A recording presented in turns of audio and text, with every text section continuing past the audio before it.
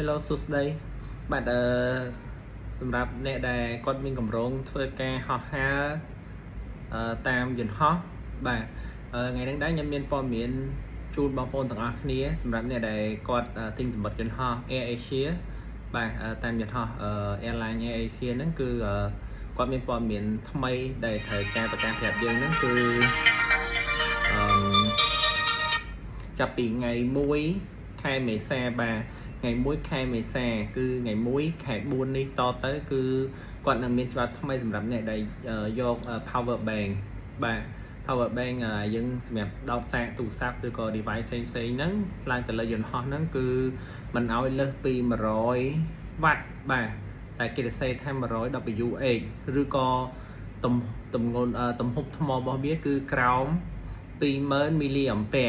បាទដែលភាសាអង់គ្លេសគេសរសេរថា mAh បាទអញ្ចឹងបងប្អូនដែលមាន plan ហោះហើរជាមួយនឹង Air Asia សូមប្រយ័ត្នហើយតិចទៀតនេះខ្ញុំនឹងដាក់ផ្ទាំងព័ត៌មាននៅខាងក្រោយរបស់ខ្ញុំហ្នឹងនៅខាងក្រោយខ្នងរបស់ខ្ញុំហ្នឹងដែលជា official announcement របស់ខាង airline បាទអញ្ចឹងសង្ឃឹមថាបងប្អូនទាំងអស់គ្នាមុននឹងរៀបចំ power bank សម្រាប់យកទៅតាមខ្លួនអាចcheck មើលទំហំរបស់ power bank របស់យើងបាន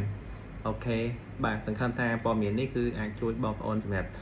ត្រៀមសម្រាប់មុនការហោះហើរបានបាទធ្វើដំណើរសុខសប្បាយទាំងអស់គ្នាបាយបាយ